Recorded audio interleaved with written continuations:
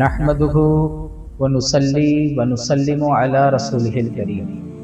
بسم اللہ الرحمن الرحیم۔ نور الایمان میں جو پہلی سطر سرکار نے لکھی تھی اس پر بیان کیا کہ آج دنیا کا اکثر کلمہ گو خود کو مسلمان ہونے کا دم بھر رہا ہے۔ پھر سرکار ارشاد فرماتے ہیں حتیٰ کہ اس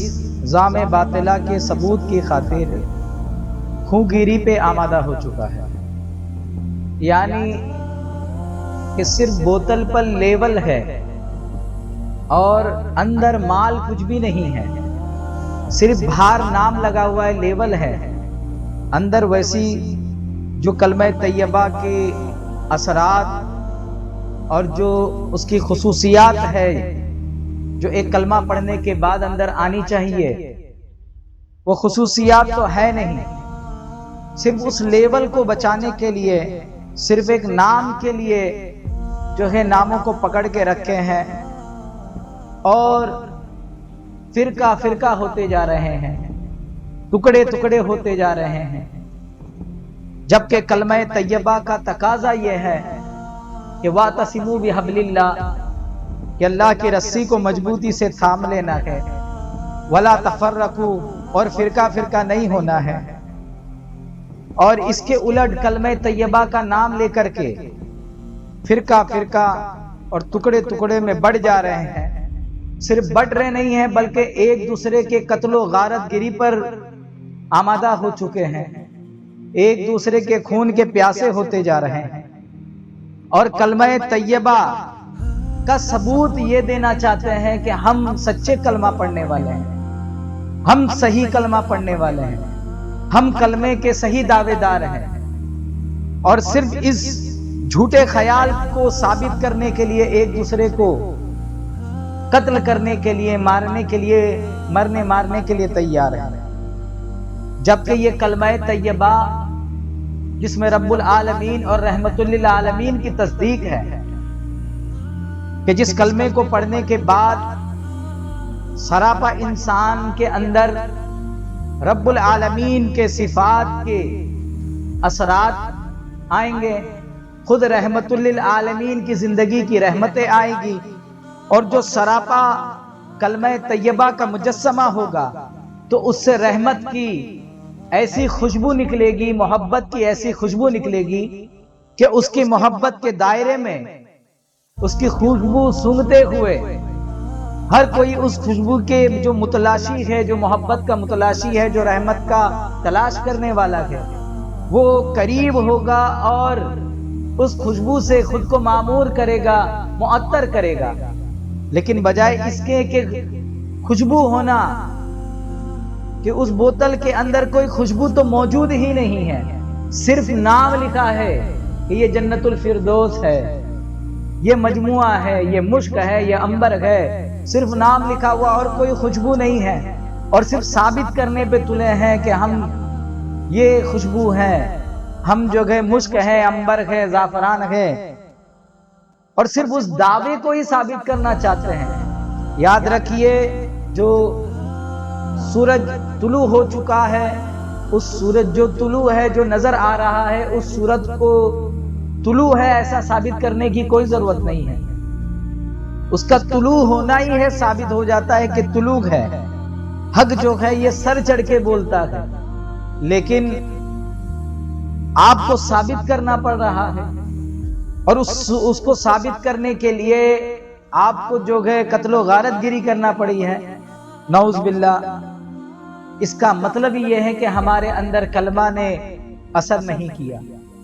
کیونکہ جب کلمہ اثر کرنے لگتا ہے تو انسان رب سے قریب ہونے لگتا ہے، اس کی گویائی میں ایک غیبی اثر پیدا ہوتا ہے، اس کی بصارت میں ایک غیبی نور پیدا ہوتا ہے، اس کی سماعت میں ایک عظیم تحمل اور صبر کا طاقت پیدا ہوتی ہے۔ جب وہ کلمہ طیبہ اس کے جس انسان کے دل میں گھر کر جائے، اس کی گویائی، اس کی بصارت، اس کی زندگی تبدیل ہو جاتی ہے، اس کا رنگ ڈھنگ بدل جاتا ہے، اور وہ رنگ ڈھنگ بے چینی سے سکون کی جانب، بے قراری سے سلامتی کی جانب، اور انا کا سر اٹھانے کی بجائے سرنڈر ہونے کی جانب باتیں ہیں، اور وہ اسلام کے رنگ میں رنگتی جاتی ہے۔ اسلام کا معنی ہی سرنڈر ہونا ہے، جو ٹوٹلی طور پر ہم خود کو خدا کے سپرد کرنا ہے، رب کے رنگ میں رنگ جانا ہے، مصطفیٰ کے رنگ میں رنگ جانا ہے، یہی اسلام ہے۔ اور جو مصطفیٰ کے رنگ میں رنگ جائے تو پھر ہوتا کیا ہے، جو سچ کے رنگ میں رنگ جائے تو جو سچ کے طلبگار ہے وہ خود سچ کے جو ہے خوشبو کو تلاش کرتے ہوئے اس خوشبو کے قریب آ جاتے ہیں، اور اس خوشبو سے اپنے وجود کو معطر کر کے خوشبودار ہو جاتے ہیں۔ تو بجائے خوشبودار ہونے کے صرف لیبل لگا لیا ہے کہ ہم نے کلمہ پڑھ لیا ہے، میں مسلمان ہوں،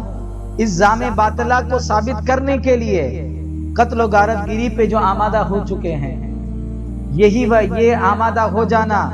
اور آگے اس نور کی طلب کے بجائے صرف اس خالی ڈبے کو جس پہ صرف لیبل لگا ہے اسی کو بچاؤ گے اور کچھ آگے نہیں آنے دو گے، اور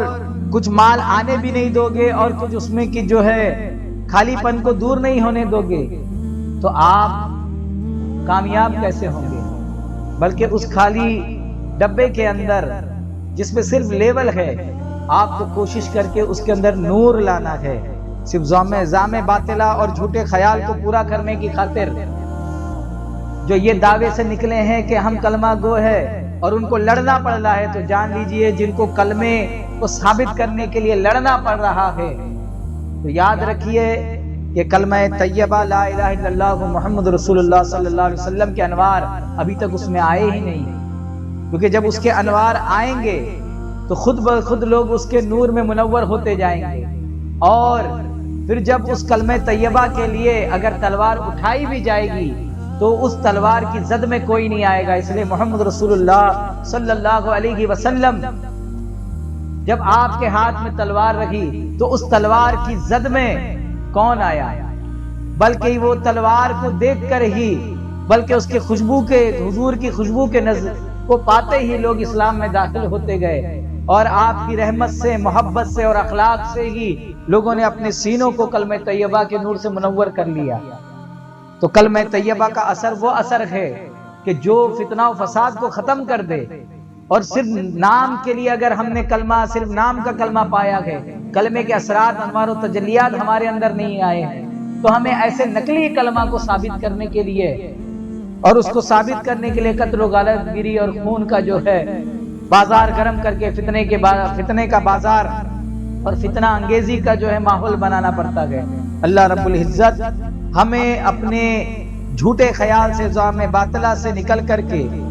حقیقی معنوں میں کلمہ طیبہ کی تصدیق اور تحقیق کرنے کی توفیق عطا فرمائے۔